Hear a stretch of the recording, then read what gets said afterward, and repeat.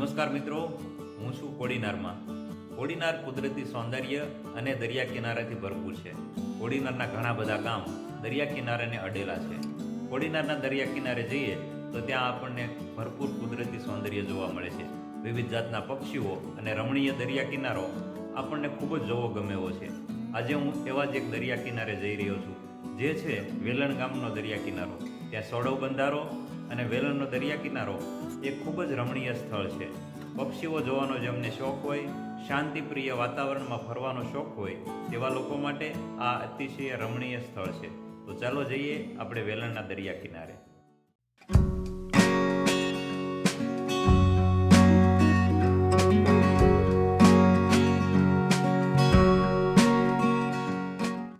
કોડીનારથી વેલણ લગભગ 20 કિલોમીટર જેટલું દૂર છે.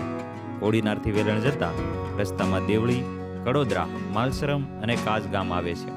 ત્યારબાદ થોડું અંતર કાપતા જ સોડવ માતાજીનું મંદિર લખેલું બોર્ડ રસ્તામાં આવે છે.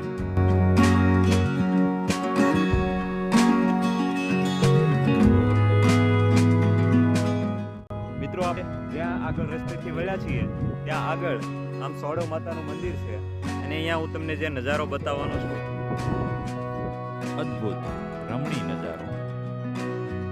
તો આ મારી પાછળ જે દેખાય છે, ફાઇનલી આપણે પહોંચી ગયા છીએ સોડમ બંધારાએ. અતિશય કુદરતી સૌંદર્યથી ભરપૂર એવા સોડમ બંધારો મારું સૌથી પ્રિય સ્થળો છે કોડીનારનું. કોડીનારમાં આમ તો ઘણા બધા સ્થળો છે, નાળિયેરીથી ભરપૂર કોડીનાર, અને જ્યાં જોઈએ ત્યાં દરિયા કિનારો. કુદરતી સૌંદર્યના ચાહકોને ખૂબ જ મજા આવે એવા નજારા અહીંયા જોવા મળતા હોય છે. પાછળ તમે જુઓ છો એ છે સોડવ માતાનું મંદિર. આ રસ્તો આગળ જતા વેલણ ગામ તરફ જાય છે અને આ બાજુથી સોડવ માતાના મંદિર તરફ જઈ રહ્યો છે.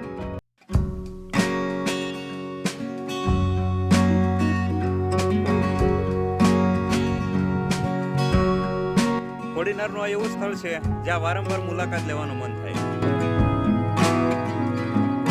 સામે જે દૂર દૂર દેખાય છે, થોડું હું ઝૂમ કરીને બતાવું, કદાચ દેખાશે, તે લાઇટ હાઉસ છે. આપણે ત્યાં પણ જઈશું અને લાઇટ હાઉસ પણ જોવાના છીએ.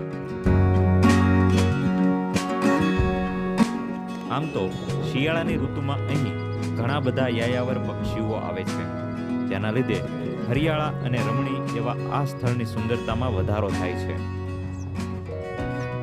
મિત્રો, આપ જોઈ શકો છો, પાણીમાં ઘણા બધા પક્ષીઓ તરી રહ્યા છે. આ અદ્ભુત નજારો માણવો એ જીવનનો એક લહાવો છે. મને કુદરતી સૌંદર્ય ધરાવતા આવા સ્થળો જોવા ખૂબ ગમે છે. આશા રાખું છું કે તમને પણ ગમતા હશે.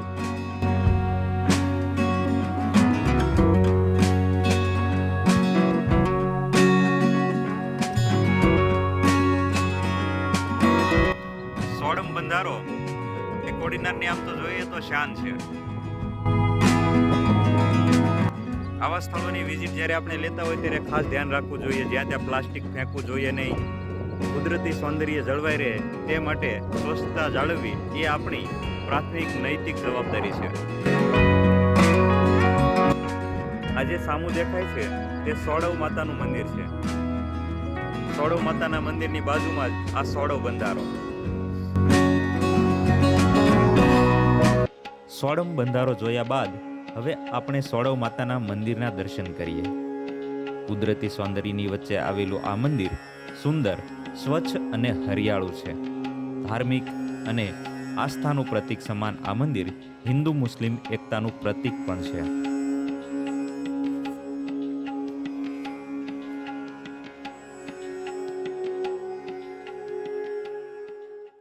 હવે આપણે જઈશું વેલણના દરિયા કિનારે.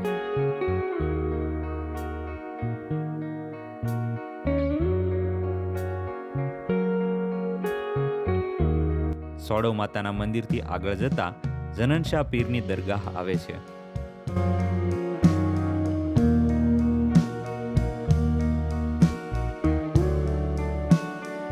એક બાજુ દરિયો અને બાજુમાં જ રોડ. આ માર્ગ પર ગાડી ચલાવવાની ખૂબ મજા આવે. ડ્રાઇવિંગ કરતી વખતે સ્પીડ લિમિટનું ખાસ ધ્યાન રાખવું. આ સીધો રસ્તો આગળ માઢવાડ અને કોટડા ગામ તરફ પણ જાય છે. આપણે જેની રાહ જોતા હતા તે દરિયા કિનારો હવે આવી ગયો છે. ચાલો જઈએ દરિયા કિનારે. તો આ છે વેલણનો દરિયા કિનારો. વેલણ ગામથી ખૂબ જ નજીક છે. અતિશય રમણીય સ્થળ છે. પણ જ્યારે મિત્રો આવા દરિયા કિનારાની મુલાકાત લેતા હોય ત્યારે ખાસ ધ્યાન રાખવું જોઈએ, દરિયાની અંદર જવું જોઈએ નહીં. કોઈ પણ દરિયાની સપાટી કેટલી ઊંડી છે તે આપણને ખબર હોતી નથી, અને આપણે ફરવા આવ્યા હોય ત્યાં આનંદની પળો ક્યારેય દુઃખમાં ના બદલાઈ જાય તેની તકેદારી રાખવી જોઈએ. વાહ, ખૂબ જ મનમોહક દ્રશ્ય. દરિયાના મોજા ઉછળી રહ્યા છે.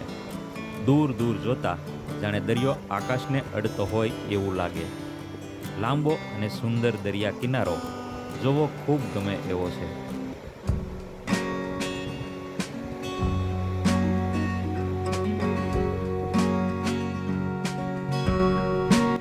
દરિયાઈ જીવસૃષ્ટિના લીધે દરિયા કિનારે બનેલા જાત જાતના શિપલાઓ જોવા મળે છે. મને અહીંથી એક કોડી પણ મળી છે.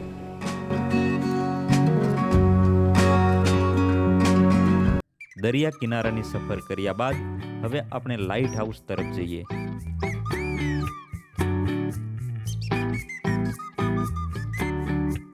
મિત્રો પાછળ દેખાય છે તે લાઇટ હાઉસ છે. કારણોના લીધે આપણે ત્યાં સુધી નહીં જઈ શકીએ, પરંતુ અહીંથી જ આપણે લાઇટ હાઉસ જોઈએ છીએ. થોડું ઝૂમ કરીને જોઈએ.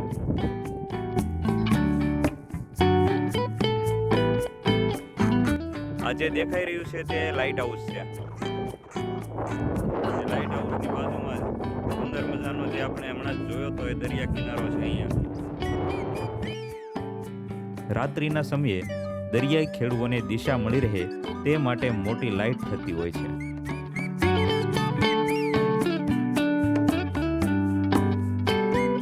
મિત્રો, આજના વિડીયોમાં મેં તમને સોડમ બંધારો, સોડો માતાનું મંદિર, વેલણનો દરિયા કિનારો અને લાઇટ હાઉસ બતાવ્યા. કોડીનારમાં અન્ય પણ ઘણા બધા ફરવા લાયક સ્થળો છે. ફરી અન્ય વિડીયોમાં બીજા સ્થળો જોઈશું. આ વિડીયો ગમ્યો હોય તો લાઈક જરૂર કરજો. સાથોસાથ ચેનલને સબસ્ક્રાઈબ તેમજ ફેસબુક પેજને ફોલો કરજો. ધન્યવાદ.